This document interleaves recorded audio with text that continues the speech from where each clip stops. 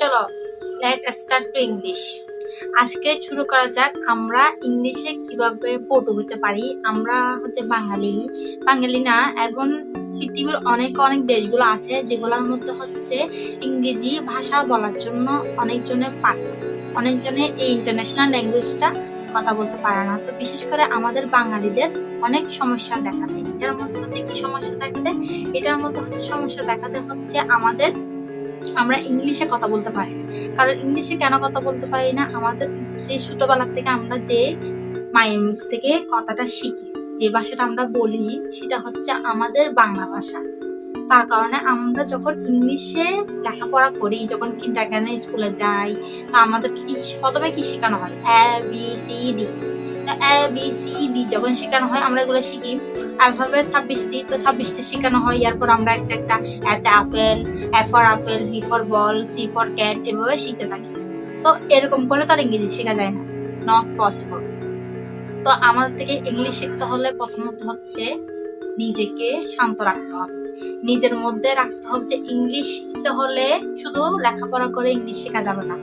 লেখাপড়া করার আগে আমাদের থেকে দেখতে হবে যে ইংলিশ কার্টুন, আমাদের থেকে প্রথমত হচ্ছে দৈনিক 1 ঘন্টা কার্টুন দেখতে হবে।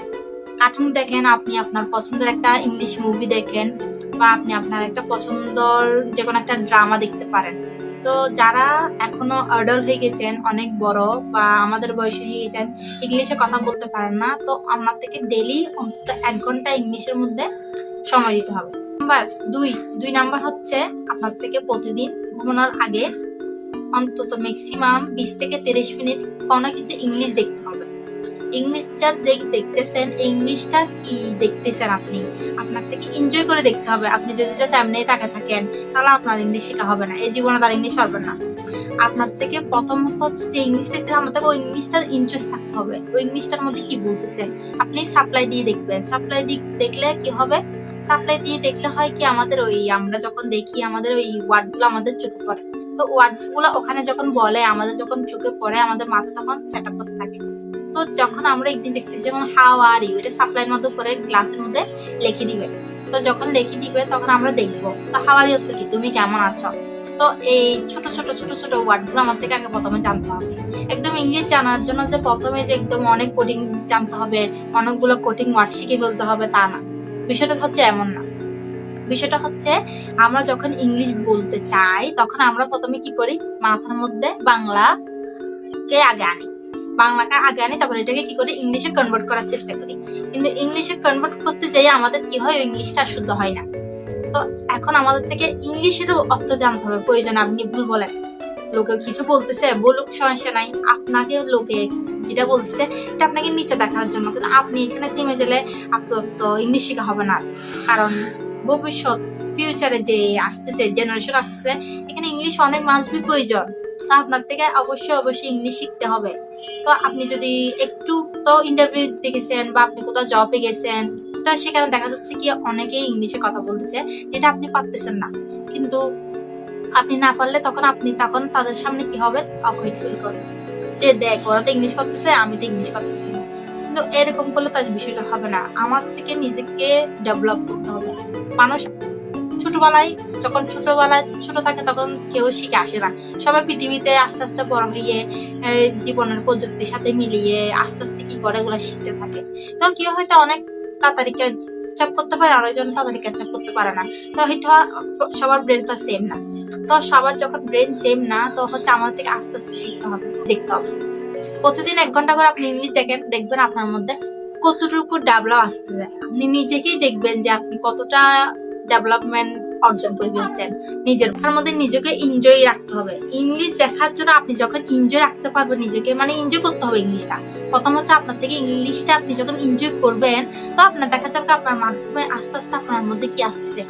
ইংলিশ চলে আসতেছে, আপনি নিজে থেকে ইংলিশ পারতেছেন। যেমন আমরা কিন্তু আসলে অনেকজনের বাঙালি হইলো আমরা কি পারি? হিন্দি ভাষাটা পারি।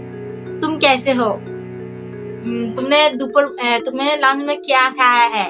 তো এরকম করে আমরা অনেকগুলো হিন্দি পারি। ইভেন কি আমি সব হিন্দি পারি, মানে ওদের মতো প্রফেশনাল পারি না, কিন্তু হচ্ছে ইংলিশ। তো আমরা যদি হিন্দি শিখতে পারি, তো আমরা ইংলিশ কেন নয়? আমরা কেন ইংলিশ শিখতে পারবো না? অবশ্যই আমরা ইংলিশ শিখতে পারবো। তো যেরকম আমরা বাংলা ভাষায় কথা বলতেছি, আমাদের কোনো সমস্যা হচ্ছে না, তো ক্যাজুয়ালি আমরা ইংলিশে কথা বলতে পারবো। I speak English.